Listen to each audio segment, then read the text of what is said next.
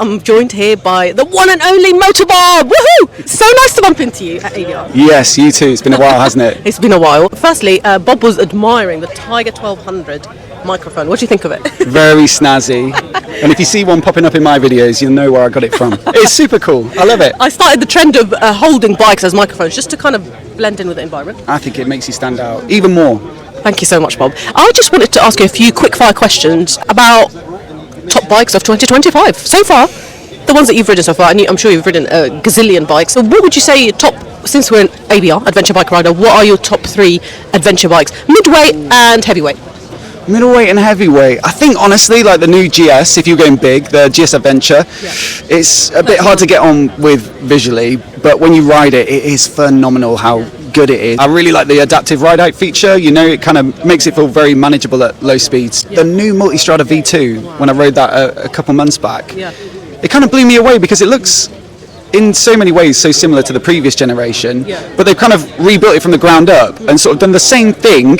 It doesn't look vastly different, but when you ride it, it's like transformed. That new engine, that V2, is a real peach, and I've ridden that in the Panigale, the Street Fighter, and it's light and it's easy to ride, and so that's been one of the most impactful, I'd say, on me bikes I've ridden this year. Super Sport, again, midweight and heavyweight. No, the interesting thing, I suppose, is this new breed of like middleweights, like the R9 and the Panigale V2. Both of those we've reviewed.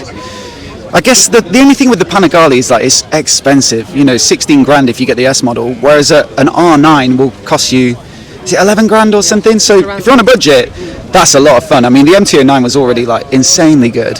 Stick it in a sports bike package and it's never going to be bad, is it? Really does look like a Lita Super Sport, like proper mean looking. With clip-ons and not unlike the R7. Yeah, it's not too sad. If you're just doing road speeds, the smaller bike's better. I'm not sure that is what people necessarily want to hear. They want like the fastest, the most expensive bike to be the best. But if I was honest, like which one I'd want to take out every day if it was the bike I had for the rest of my life, almost all of those ones, the Street Fighters, the Panigales, the Multistradas, the V2 would win hands down. It's just, I feel like you like that kind of riding as well, really kind of like working the engine and throwing gears at it. Maybe you've seen something I've spoke about in the past, but like we've said that a lot. Myself and Tim talk about it as well when we're making videos and shooting these things. It's like actually the most fun on the road is, unless you're willing to just do crazy stuff where like you're risking your license and your life, 70 horsepower up to about 120 is where they're fast enough to feel satisfying. But yeah, you feel like you're riding it and you're going fast because you're making like decisions about what to do, whereas like some bikes you're like I'm not scratching the surface, it's just it's a really really fast bike and I'm not really involved in that, you know. I'm just a meat bag on the back. That brings me on to the H2. I think that the H2 you can be in fourth the entire time and just cruise. Look, I'm not saying that fast bikes aren't fun. You know, last year they did to celebrate the anniversary of the Rocket 3, this rocket launch thing where you could go to a runway. I think it was up in Elverton. Elverton. That's New York, isn't it? Yeah. Long drive, so that's why it's a bit zoned out. I heard about that, but I've got to say, taking a rocket, just pinning it on a runway, makes you appreciate that really, really fast bikes. And that's not even H2 levels, but that is fun. That is loads of fun. And so all bikes have their place. My last memory riding with you was on the XSR 125 launch with Yamaha, and I remember you were having a blast on the twisties on a 125. So I know exactly what you mean by having that kind of like bike that you can literally throw around and work the gears and just really feel like you're riding it as opposed to it riding you.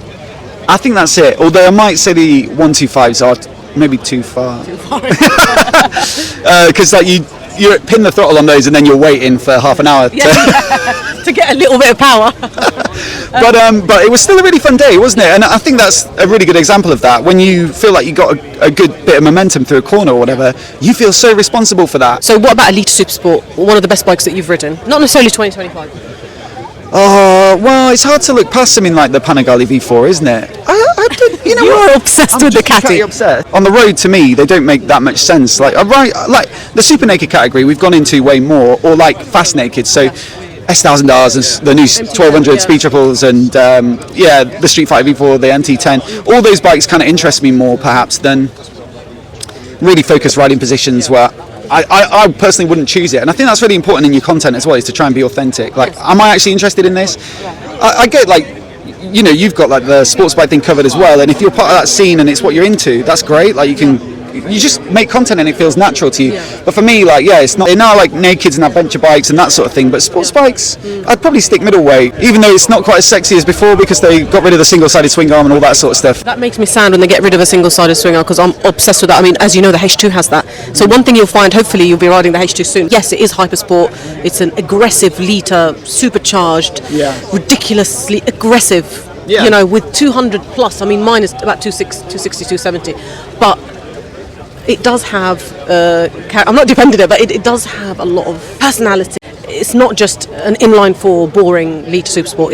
It gives you a feeling of no other bike will. And maybe one day you ride it and you'll understand why I have it and kept it for 7 or 8 years, you know. I bet I would understand that. Like you say, it's not the same, but I've tried the H2SX and like even that's a little taster of what could be possible, and I thought that was phenomenal. Yeah. The other bike that's just popped into my mind though, because you've got an RSV4, haven't you? Yes, I do, yeah. Last year I got to do this little video that I set up at the Piaggio office near Silverstone, where I got to ride the RS457, then the RS660, and then the RSV4, and just show like how you progress through the lineup.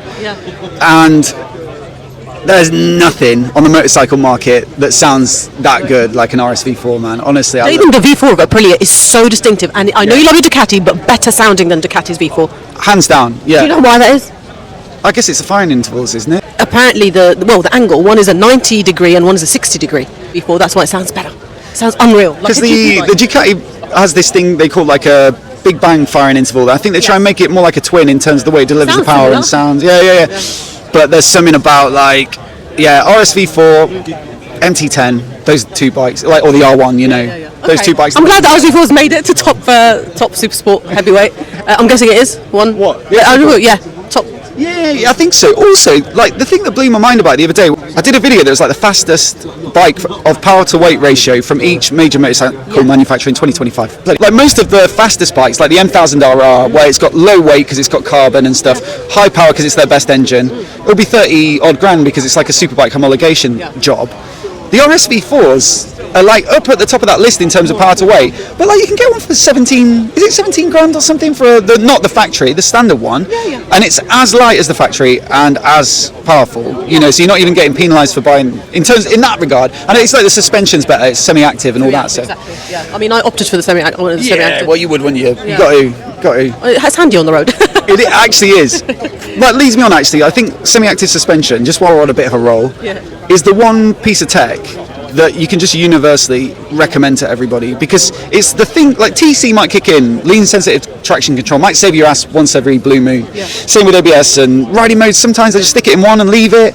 Cruise control and active cruise control, not everyone's into it, but like semi-active suspension, just working away all the time. It's making it comfy when you need it, when you're going a bit steadier. It's keeping the bike composed when you're braking or cornering. So it's a preventative before you get to traction control. Constantly adjusting and keeping the bike level and all that stuff. I think it's brilliant. I love it. I've got it on the HP4 and I've got it on the Aprilia, but I haven't got it on the H2. So newer models do. Yeah, you do feel the difference instantly, right? It's just a plusher ride, and it makes a lot of sense. One last question, Bob. What would you recommend for someone who's looking to like content create? Any products that you really recommend, like a basic rig? People think a good camera is going to like really sort you out, but actually, like most phones now are better than the cameras that you or I maybe started with many moons ago. So just make use of that. But the thing that two things actually. The free thing is like script stuff. Like have a plan before you start filming, because you're going to spend less time editing and you'll come across clearer to the audience. So that's free.